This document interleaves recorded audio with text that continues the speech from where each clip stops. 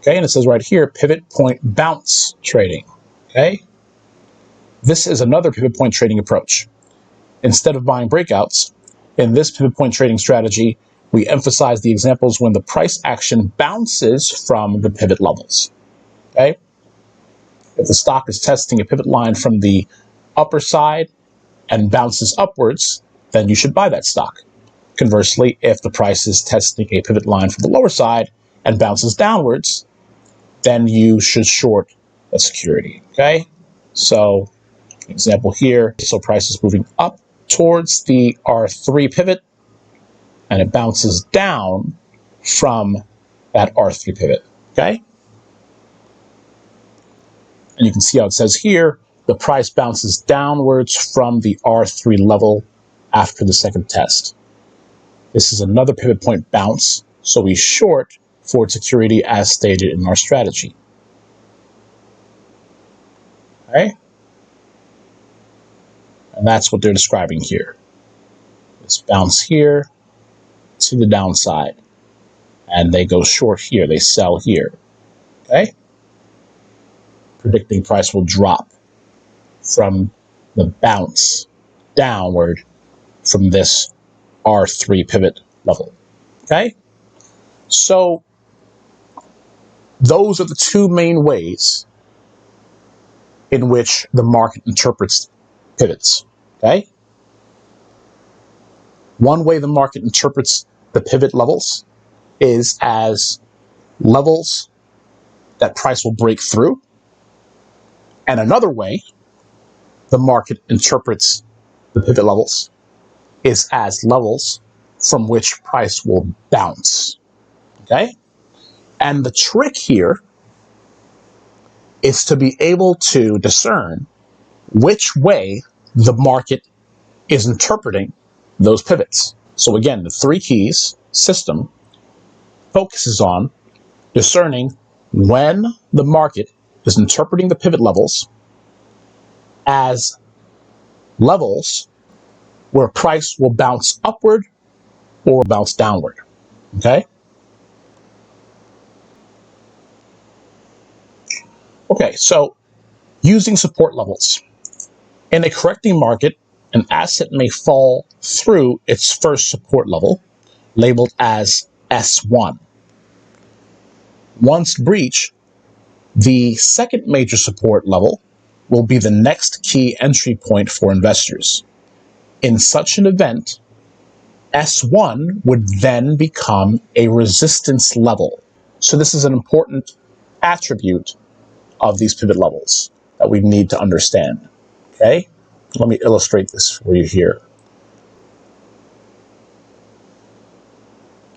So, this is the middle pivot point. This is the S1, and this is the S2. And what they're saying is, when price breaks below this S1 level and continues downward towards the S2 level, this S1 now becomes a resistance level, meaning a level from which price may bounce down. Okay?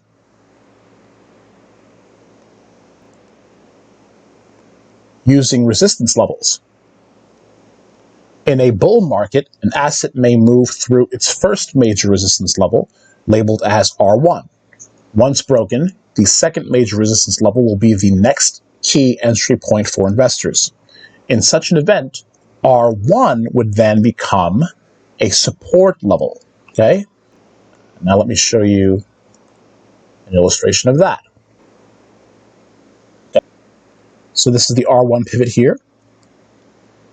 Price breaks above this R1 level and moves upwards towards the R2 level and hits the R2 level.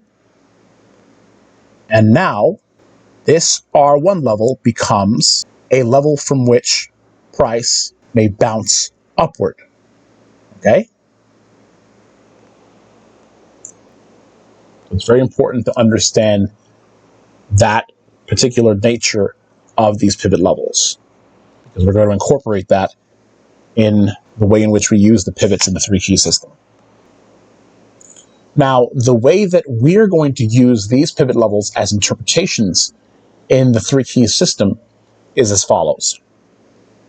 If you look at this example here, it says, immediately following, the price enters a bullish trend. Because of this, we stay with the trade until Ford touches the R3 level. So it's describing this bullish trend all the way up to the R3 level. So you see price breaking above this R2 level here and moving upwards and hitting this R3 level. Okay? And we know that when that happens, this R2 level becomes a level from which price may bounce upward. So let's continue here. And it says here, the price bounces downwards from the R3 level after the second test. This is another pivot point bounce, so we short or sell Ford security as stated in our strategy. Okay?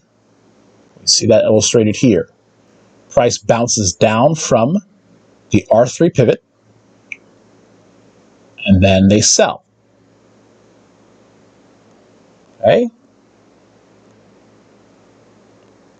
You see, as written here, it says, after a short consolidation and another return, and they bounce from the R3 level, the price enters a bearish or downward trend. We hold the short or sell trade until Ford touches the R2 level. Okay? So after bouncing down from the R3 pivot, they sell and they hold the sell trade until it reaches the R2 pivot. Okay? So the R2 pivot becomes the target. This is the way in which we will use the pivots as interpretations in the three key system. And we can see this written here as well. In strategy 2 above, a long or buy position is taken as prices bounce off S2. The profit target could be S1. Okay? So to illustrate that, prices bounce up from this S2 pivot, and the target is the S1 pivot. Okay?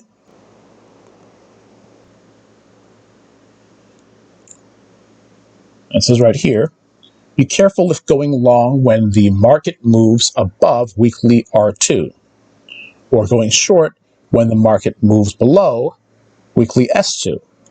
Instead, you might consider going short at weekly R1 or long at weekly S1 using the weekly pivot as your profit target. Okay? So, in essence,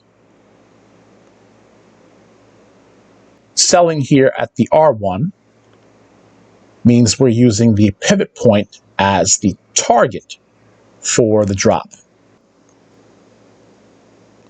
And conversely, price dropping down to the S1 can be seen as a place where we go long, and we use the pivot point as a target for the rise.